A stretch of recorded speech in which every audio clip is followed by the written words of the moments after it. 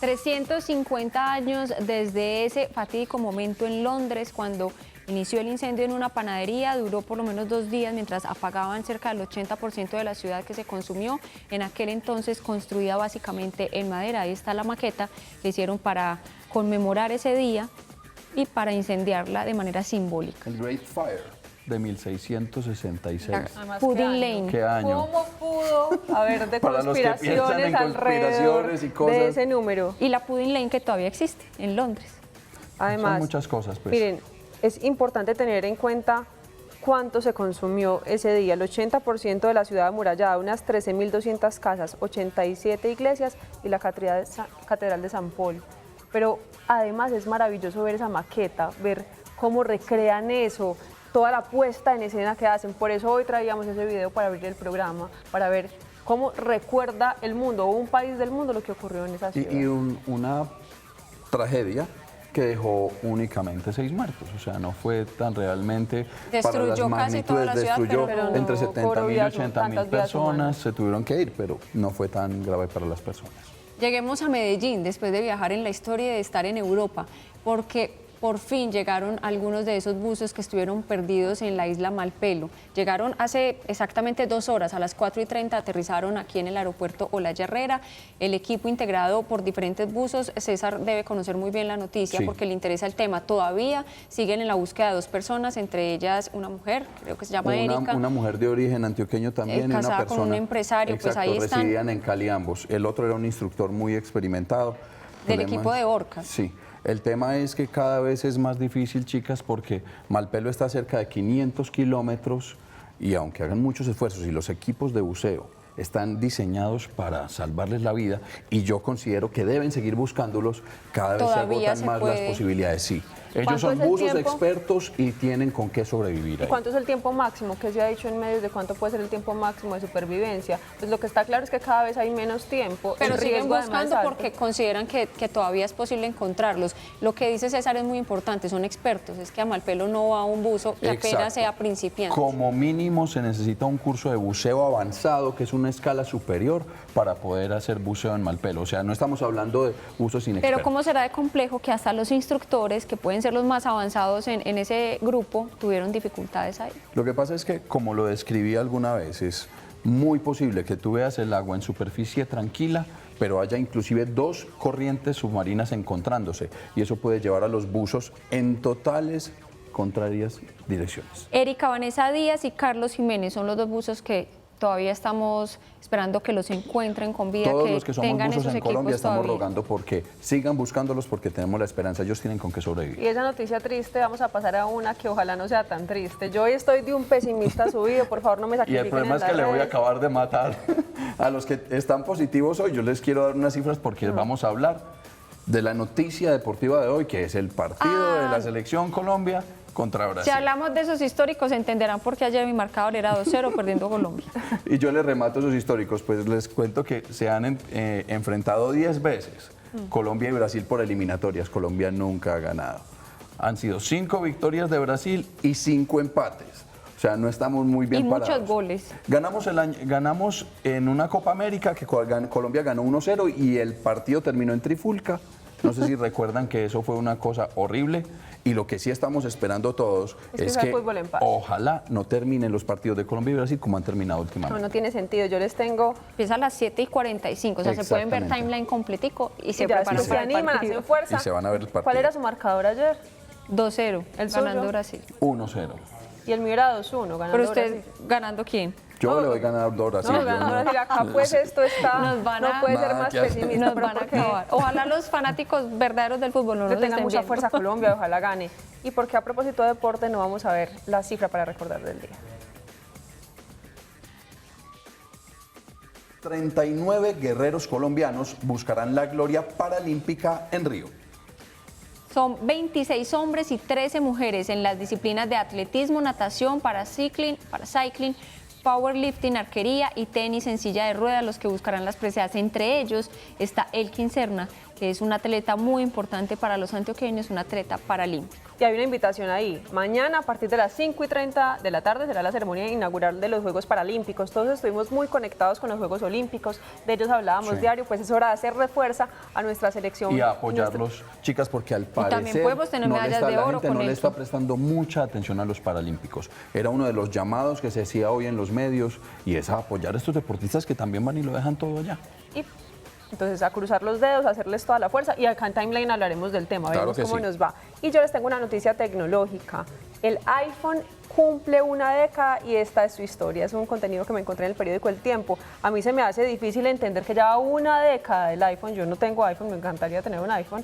Pero miren cómo ha cambiado Ay, este qué mensaje teléfono. tan indirecto. Sí. Sí, ahí. ¿De dónde me irá a llegar? Alguien que piense en mí. Pero mira, ha cambiado mucho, se ha mantenido su forma, el styling, por lo que lo eligen muchísimas personas. Cómo ha cambiado el iPhone S, del iPhone 6 al iPhone 7, cómo ha sido toda esa historia y qué podemos encontrar. Además, una invitación a interactuar para que nos digan y le digan al periódico El Tiempo cuál ha sido su iPhone favorito, cuáles son esas condiciones, cómo ha variado. Y es muy fácil encontrar en este artículo cuál ha sido la intervención de Jobs y cómo cambia cuando ya no está Steve Jobs, que era esa cabeza creativa, esa cabeza que enamoraba a la gente. Uno que inclusive no ha sido fanático de la marca, ve el cambio en la línea. Uno ve los cambios, son muy Absolutamente. radicales. No se nos puede olvidar que este era el hombre que además incluyó la tipografía o los cambios de tipografía para el que el style, el estilo era lo El más diseño era importante. tan El diseño era lo más importante. Y que a muchos la marca nos ha enamorado más por diseño, porque tecnológicamente funcionalidad. tiene Hay muchos- muchas críticas. Hay muchos que le llevan la ventaja. Desde hace mucho tiempo no tenemos frases de un señor que es muy polémico en el país, que parece que está ahí como en la cuerda floja. Por supuesto, es un opositor del proceso de paz. Estamos hablando del procurador Ordóñez. Veamos la frase.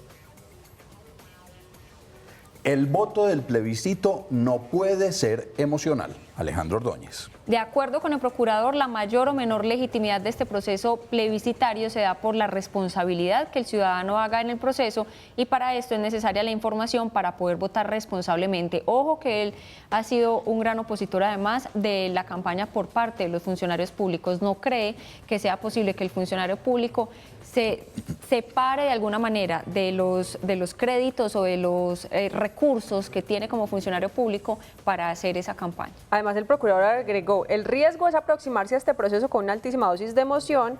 Si impera la emoción, los argumentos razonables quedan sacrificados y eso afecta desde luego la legitimidad de los resultados. Miren cómo empieza a cuestionar desde hoy, cuando ya no se ha hecho todavía el plebiscito, que pueda reinar la emoción y que no sean legítimos Y los chicas, resultados. y lo hace Puede el ser que procurador. siente pasos de gigante. Exacto, ya sé para dónde vas. Con el sí. Porque, no, y al parecer, Tati, tengan en cuenta que mucho se está rumorando el día de hoy que es posible que a partir de mañana el procurador ya Sí, no está siga. en la cuerda floja. Está en la cuerda floja. O sea, es un día un poco difícil para él. ¿Y por qué Vamos no a ver qué hacemos es. una pausa un momentico en las noticias de paz? Porque volvemos con más noticias de paz. Si usted no tiene una noticia de ciencia, que nos falta noticia de ciencia para el día de hoy. Exactamente, pero es muy triste, chicas. Otra Ay, noticia qué- triste. Hoy vine Otro pesimista. animal en Estamos extinción. pues de tristeza. No, resulta que Japón, un país que ha sido muy criticado, esto pues básicamente encaja en las noticias de ciencia, pero por un motivo, porque ellos van a arrancar su temporada de caza de ballenas y ellos dicen que lo hacen con fines científicos, pero la realidad es que es muy difícil que lo sea, cazan muchas ballenas y lo que están buscando es otra cosa, comercializarla, como se dice popularmente, bajo cuerda. Estamos hablando de que están buscando cazar más de 50 ballenas iniciando esta temporada y todo el planeta se le va encima a Japón por la pesca de ballenas en el Pacífico Norte. Y mire, estamos, después de la noticia triste, vamos a concentrarnos, como les decíamos anteriormente, nuevamente en la paz. Estamos a menos de 30 días de que se vote el plebiscito en Colombia, a menos de 20 días, a 20 días exactamente de que se firme la paz en Cartagena. Y de ahora en adelante, todos los días vamos a hablar de paz.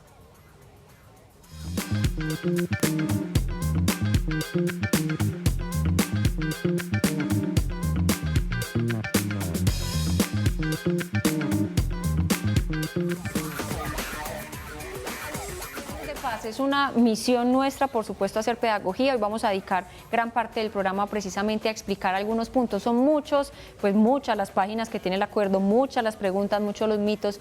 Hoy vamos a tratar de responder algunas y a lo largo de este mes, mientras se acerque la fecha del plebiscito, por supuesto, tendremos más espacios. Pero antes, una noticia que yo les traía ayer y que no tuve tiempo de comentarla, y es una carta que le está mandando el mismísimo presidente Juan Manuel Santos a los recién nacidos en Colombia. Por supuesto, se las guardarán sus familiares para que cuando crezcan la puedan leer y apreciar. Les voy a leer esa carta.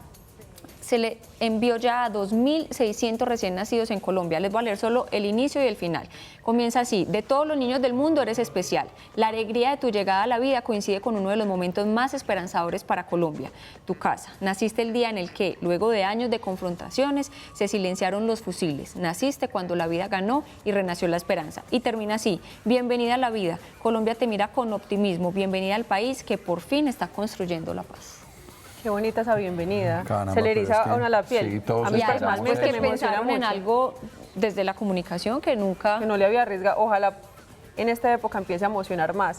Y yo les tengo otra cosa que emociona mucho. Los habitantes de un barrio de Bogotá, acompañados de 2 artistas franceses, decidieron pintar un mural para darle la bienvenida a la paz. Veamos de qué se trata.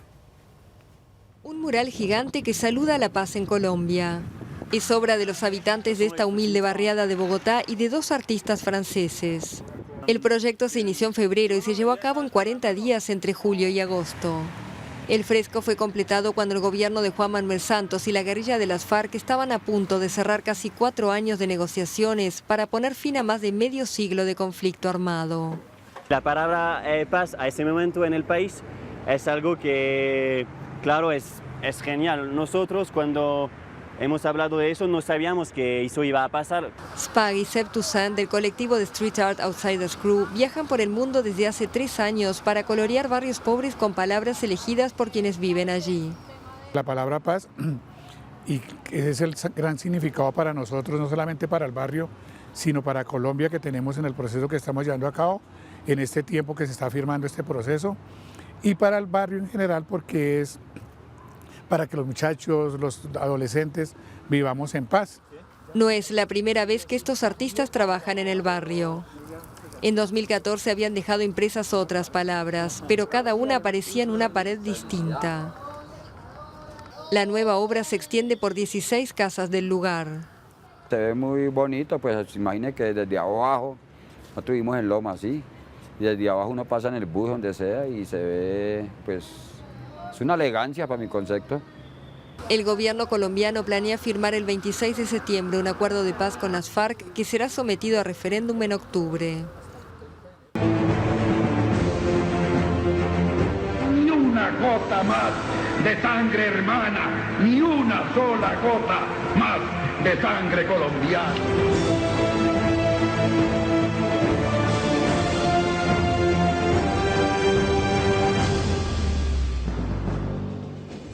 A las FARC y al ELN me dirijo con la esperanza de que me escuchen y de que escuchen el clamor de toda la nación.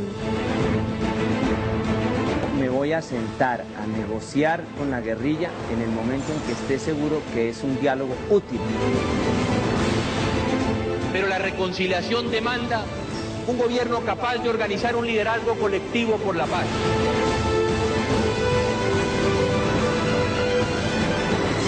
Invito a las FARC a considerar una negociación sencilla, ágil. Nuestro gobierno está listo para la paz.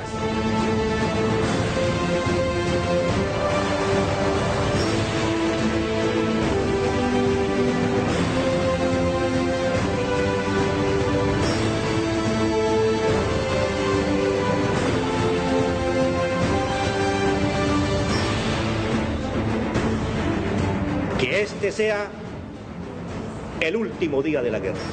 La paz se hizo posible. La paz es posible.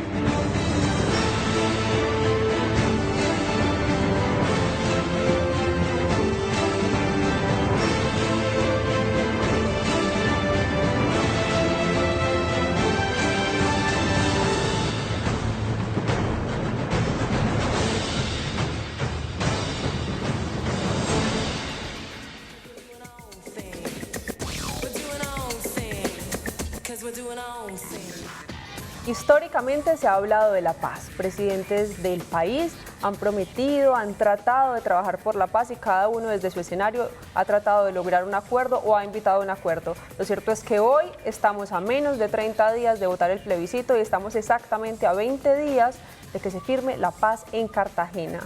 Esto es un tema que nos obliga a hablar de él, que es necesario hablar de él en Timeline y por el que, como decíamos ahora, vamos a hablar durante todo el mes. Pero hoy vamos a dedicar el programa especialmente a resolver esas inquietudes o algunas de las inquietudes que tenemos los colombianos sobre el acuerdo o los acuerdos en La Habana.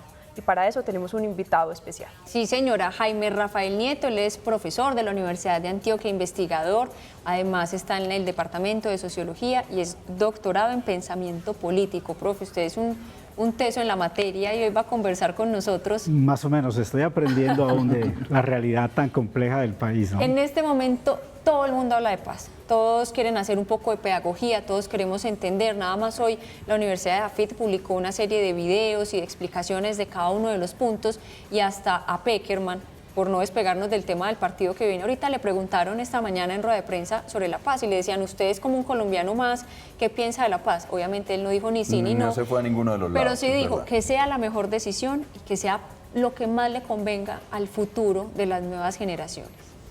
Ese puede ser el lado emotivo del que habla el procurador, pero hoy vamos a aprovechar que usted está aquí y que sabe tanto para que tratemos de responder inquietudes. ¿Cuál es el tema en este momento que a la gente más lo puede desvelar con ese acuerdo de 297 páginas? Yo pienso que hay de pronto un tema que se ha agitado mucho por los medios y obviamente por quienes se oponen a la aprobación plebiscitaria del acuerdo, ¿no? Es el que tiene que ver con el asunto de la justicia para las guerrillas, o sea, si van a pagar penas carcelarias o no. Ese tema ha logrado penetrar en la reflexión de la vida cotidiana, lo siente uno en los barrios, en las universidades, etcétera. Yo creo que es un tema de mucho interés. Pero el acuerdo sobre ese tema, a mi juicio, es muy claro. El otro tema que también suscita algún tipo de interés es el que tiene que ver con la participación. Bueno, y esta gente que firman la paz, que sigue de allí, ¿por qué van a tener representación en el Congreso? ¿En razón de qué? ¿Quién los autoriza? Todo eso son temas que va a pasar con los 8.000 hombres o más, profesor, de la FARC, ¿cierto? Esos son las armas, precisamente por ese tema de justicia e impunidad, que es una de las cosas, uno de los términos que más se menciona.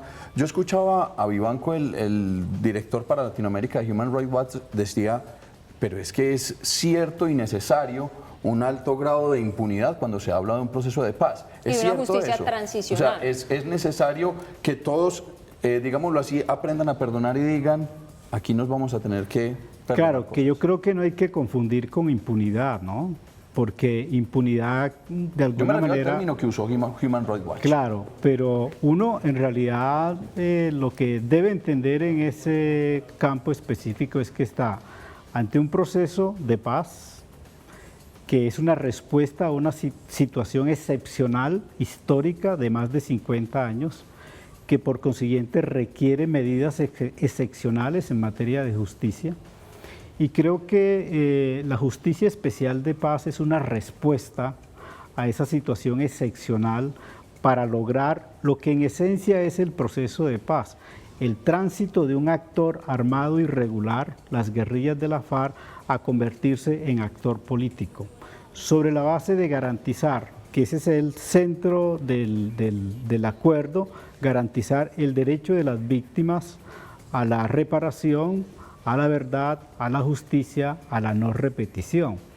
Entonces allí el asunto es cómo hacer compatibles esos dos elementos. Uno, que efectivamente la justicia especial de paz garantice que quienes dejen las armas no vayan a parar a la cárcel, porque entonces no se firmaría el proceso, la Además, paz. porque ellos no se rindieron. Claro, nadie firma un pacto de paz para ir a la cárcel. Ni los acabaron. Cuerpos que no se han rendido, si no, no además estaríamos porque, acordando. en efecto, porque además no estamos frente a un actor que se ha rendido. No, y que si yo sé que voy a entrar a un proceso de paz, igual voy a tener que ir a la cárcel, yo no me someto a él. Y hay otro punto, ¿y para qué cárcel si en nuestro país tenemos tantos problemas con las cárceles, ¿eso de verdad resocializa o puede resocializar más un proceso comunitario? Ahora en este proceso. Pero antes de seguir con esta discusión, veamos qué es lo que realmente se ha acordado en La Habana para partir sobre este video o de este video a la discusión. ¿Y tú, sabes qué está pasando en las conversaciones de paz en La Habana? Desde noviembre de 2012 nos hemos reunido en La Habana, Cuba, con el objetivo de construir unos acuerdos para finalizar el conflicto. Para ello concertamos una agenda de 6 puntos. Política de desarrollo agrario integral. Participación política. Fin del conflicto. Solución al problema en las drogas ilícitas. Víctimas. E implementación, verificación y refrendación. Una vez logremos la firma del acuerdo final y con la movilización del país en favor de la paz, entraremos en una nueva etapa, en la que se dé inicio a la implementación de los acuerdos y se garantice su cumplimiento y verificación.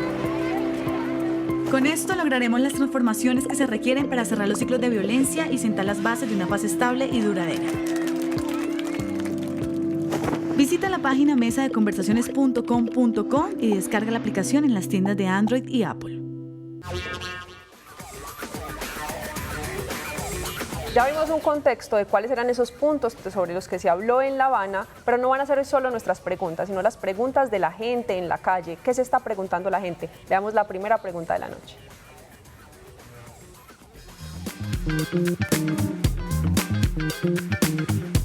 Pues dudas muchas. ¿Dónde está el dinero de las FARC? ¿Qué pasa con los delitos de lesa humanidad que no han reconocido? ¿Por qué las FARC no aceptan que cometieron delitos de lesa humanidad y que a estas alturas de la vida violaron los derechos de muchísima gente? ¿Por qué no van a pagar cárcel sobre eso? Por lo menos sobre lo que dice la justicia transicional o la supuesta justicia transicional que están proponiendo. Ya voy a dejar que sea el profesor Jaime Rafael quien responda, pero recuerdo una frase de Rodrigo Pribny que decía: es una justicia, la transicional, imperfecta para tiempos radicalmente imperfectos. Creo que eso puede ser introducción. Excepcionales, ¿no? El tiempo que estamos viviendo es un tiempo excepcional, porque es el tiempo de cerrar un ciclo histórico de guerra y abrir un periodo de transición hacia la paz. Y requiere medidas excepcionales. Por eso, para asuntos excepcionales, no, como por ejemplo el de la aplicación de justicia, no podemos recurrir a la justicia ordinaria, porque en este caso no operaría a favor de lo que queremos. No tiene las características que necesitan para un proceso como no tiene como los dientes, una como dicen justicia jurídicamente. Transicional, que es una justicia de excepción, ¿no es cierto? Que su centro, yo creo que es más que todo restaurar el derecho de las víctimas a conocer la verdad, a ser resarcidas material y simbólicamente, más que, digámoslo así, que era el criterio punitivo e inquisitorial de exacerbar el castigo en quienes hayan cometido supuestos crímenes o violación a los derechos humanos, profesor, o al derecho internacional humanitario, ¿no es cierto? Entonces yo creo que el énfasis está puesto es en otro lugar, cómo resarcir a las víctimas sin caer en impunidad. Y al mismo tiempo, cómo garantizar que efectivamente quienes paguen por los crímenes, porque lo que dice el ciudadano es correcto, cómo garantizar que efectivamente las FARC paguen por los crímenes o por los delitos de lesa humanidad. El tribunal, o en términos generales la Justicia Especial de Paz y el Tribunal de Paz son instrumentos justamente para garantizar que las FARC puedan responder ante la ciudadanía y ante el mundo por esos crímenes. Profesor, pero y además una cosa, estamos hablando de más de 50 años de conflicto. En esos 50 años no habrían sido muchos los que delinquieron. Estamos hablando de, inclusive, no solo las FARC, el Estado, los mismos civiles, o sea, entra mucho en juego. Estamos en presencia de una guerra prolongada en el tiempo, quizás la guerra más prolongada en el tiempo en América Latina. Ninguna guerra ha tenido tantos años como la que ha tenido Colombia, por un lado. Pero por otro lado, y justamente quizás por lo primero, estamos en presencia de una de las guerras más degradadas desde el punto de vista humanitario. Esa degradación de la guerra justamente ha llevado a que los actores armados, tanto estatales como no estatales, tanto regulares como irregulares, hayan transgredido de manera sistemática el respeto a los derechos humanos y al derecho internacional humanitario, sobre todo en lo que concierne al respeto de la población civil, de los bienes civiles, etcétera, que ha hecho que los actores todos hayan incurrido en mayor o en menor medida en crímenes y que de haría lesa... que la búsqueda de culpables fuera interminable también. Claro, pero que de todas formas la justicia trata de acotar, ¿cierto? Claro. Estimulando que la gente pueda decir la verdad, porque ese es otro elemento importante de este mecanismo de la justicia transicional. Señor, ¿usted cree que cometió un crimen? ¿Cree que vulneró en su condición de combatiente o no combatiente, vulneró los derechos de la población civil? ¿Produjo víctimas en el despliegue de su condición de actor armado? Diga la verdad, relate toda la verdad. Y hay como tres oportunidades, si no lo dice... asume plenamente la verdad y plenamente la responsabilidad de esos actos, hay una tasación de la pena, ¿no es cierto? Y esto obviamente es válido no solo para las guerrillas, porque recuerden que la guerra no la hace uno solo, la guerra la hacen dos o tres, y en nuestro caso la guerra ha sido protagonizada por dos o tres como en los últimos tiempos, el paramilitarismo, el Estado y las guerrillas, ¿no es cierto? Y por consiguiente, el modelo de justicia transicional, la justicia especial de paz, es aplicable no solo a las guerrillas y estimula no solo a que ellas sean quienes digan la verdad y asuman responsabilidad, sino también a los oficiales del ejército, coroneles, tenientes, hasta generales que hayan estado comprometidos en crímenes de lesa humanidad. Y hasta quienes financiaron ese conflicto. Quienes de alguna manera han participado de manera indirecta, pero conscientes de lo que hacían en el proceso y en el desarrollo de la guerra. Entonces, yo creo que una de las virtudes de este modelo de justicia transicional es que estimula la verdad y estimula la asunción de responsabilidades por parte de los que han incurrido en crímenes. Los que participaron de alguna forma. Los que participaron directa o indirectamente. No es solo para las guerrillas como a veces se cree, que es una justicia para las guerrillas. No, es también para los otros actores.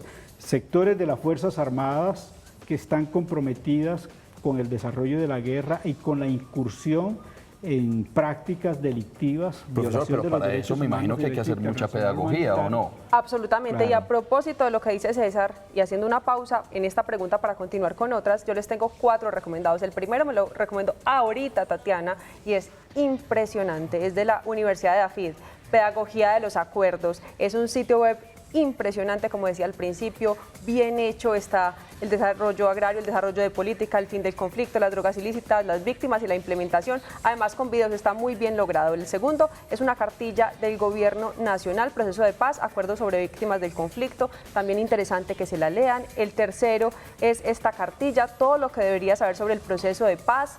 Y el cuarto es esta otra cartilla de la paz, Un nuevo día para la paz, Acuerdos Parciales de La Habana. Estas 4 cartillas son fundamentales para entender qué se acordó en La Habana y qué se viene para el país. No podemos hablar más desde el desconocimiento, y lo que vemos hoy es que varios actores del país se están uniendo para hacer pedagogía de la paz. Claro que sí, para manifestar su apoyo por un lado del sí o por el lado del no. Uno de ellos es Sergio Fajardo. Él fue gobernador de Antioquia, alcalde de Medellín. Dicen que ahora puede estar en una carrera presidencial, pero él le salió al paso simplemente con una publicación donde habla de ese camino de la esperanza, de darnos la oportunidad de pasar una nueva página y apoyando el sí. Veamos este video. El gran reto que tenemos nosotros en Colombia hoy es pasar la página de la violencia y la destrucción y empezar a escribir la página de las oportunidades. Nosotros sabemos cómo se construye la esperanza, sabemos cómo se participa en la construcción de la esperanza. Y hoy, en este momento extraordinario que estamos viviendo en nuestro país, esa esperanza, esa construcción de la esperanza empieza por participar activamente en el plebiscito que tenemos enfrente y en ese plebiscito votar sin dudas por el sí. Les invitamos a leer el documento que hoy ponemos en nuestra página para que ustedes lo miren, en el cual recogemos nuestra experiencia, nuestras convicciones y demostramos que nosotros somos capaces de construir la esperanza. En otras palabras, y mucho más cortas, se puede en Colombia construir la esperanza. Por supuesto, todo esto nos lleva a una gran conversación. Y vamos a hacer una conversación digital, la que empieza hoy con este texto en nuestra página.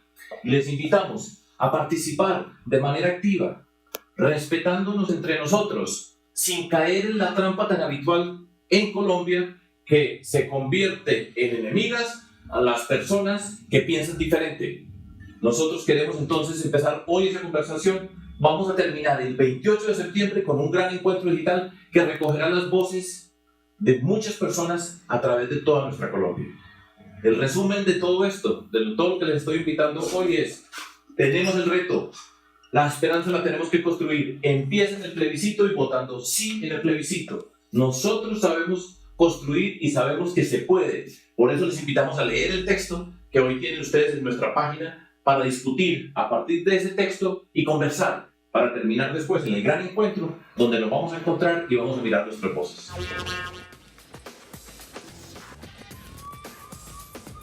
El exgobernador de Antioquia lanzó entonces con este video la campaña Se Puede, en la que deliberadamente apoya el sí. Pueden encontrar toda la información y el texto que él escribió en www.sepuede.video. La suma del que muchos estaban pidiendo su voz sobre la paz. Bueno, pero ese sitio puede servir también para aclarar las preguntas de muchas personas. Y nos fuimos a la calle y seguimos preguntando.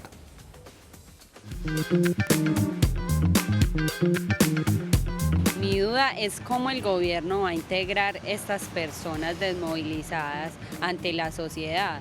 ¿Cómo van a hacer esa transición de que ellos estén con nosotros, para nosotros aceptarlos y que ellos se puedan integrar bien ante la sociedad? Profe, ese también es un tema que preocupa mucho. Si llegan a las ciudades, ¿dónde van a estar los desmovilizados? Vamos a saber quiénes son, cómo nos vamos a relacionar con ellos. Y hoy precisamente se conoció desde La Habana un comunicado que habla de la entrega de los menores que hacen parte de las filas de las FARC. Los recibe primero la Cruz Roja, le hace unos exámenes de salud, se los entrega a UNICEF y UNICEF se encargaría de ese proceso de reintegrarlos a la vida civil. ¿Cómo es eso? Yo creo que en general, con respecto al cuerpo de la guerrillerada que llamamos, o sea, el ejército propiamente de guerrilleros de la FARC, van a dar un tránsito hacia la vida civil en términos económicos, sociales, en términos políticos, ¿no? Y el acuerdo contempla para cada uno de esos aspectos medidas muy concretas. Por ejemplo, para la reincorporación a la vida civil y a la vida económica, yo sé que el acuerdo contempla una oferta de crear, digámoslo así, proyectos de economía social solidaria. Hay concebida una institución a iniciativa de la FARC que se llama, creo que Común, algo así, una entidad pues creada por la misma FARC, que son algo así como el recipiente institucional desde el cual se van a presentar unos proyectos de desarrollo económico, social, territorial, con apoyo del gobierno nacional. Pero además hay, digámoslo así, un respaldo a un proceso de integración progresivo de los guerrilleros a la vida civil a través de estipendios económicos. Por ejemplo, sé que en el momento de la entrega o de la dejación de las armas, para entrar se le dan 2 millones de pesos a cada guerrillero, ¿sí? Que cambien el camuflado sí, por correcto. Por proyectos. En lo sucesivo, 8 durante 24 meses, se les va a dar un estipendio de algo así como 600.000, un poco más de 600.000 pesos, que corresponden como al 90% del salario mínimo.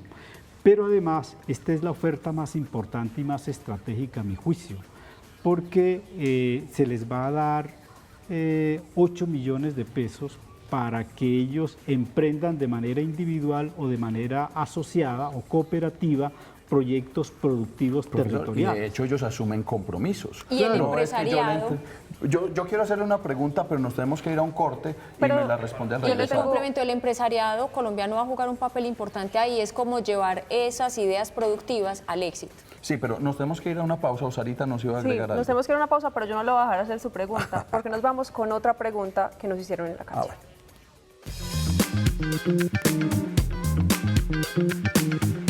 Pues algo que realmente sí quisiéramos saber es cómo se va a financiar el proceso de paz. pues lo que nosotros pensamos es que de más que nos van a tocar a nosotros. Pero entonces, ¿qué ha pasado con las empresas que se vendieron? ¿Qué ha pasado con todo este dinero que se nos ha estado sacando por X o Y? ¿Con qué recursos se va a financiar la implementación de ese acuerdo de paz si los colombianos votan por él sí de manera mayoritaria? Yo creo que así como se han utilizado múltiples formas de financiar la guerra en el pasado, igual se pueden crear múltiples formas de obtener rentas oficiales para garantizar la implementación de los acuerdos y en general la totalidad de los acuerdos.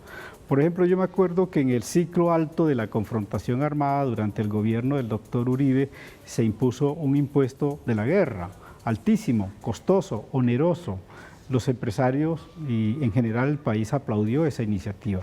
Yo creo que frente a esta coyuntura tan crucial como lo que significa dar este tránsito de la guerra a la paz, se justifica un impuesto, por ejemplo, de esa naturaleza. Y se justifica inclusive aún más. Claro, y movilizar la capacidad de recursos materiales, económicos que pueda ofertar la ciudadanía. Por ejemplo, yo estaba pensando en estos días, ¿por qué no pensar en una suerte de IVA diferenciado?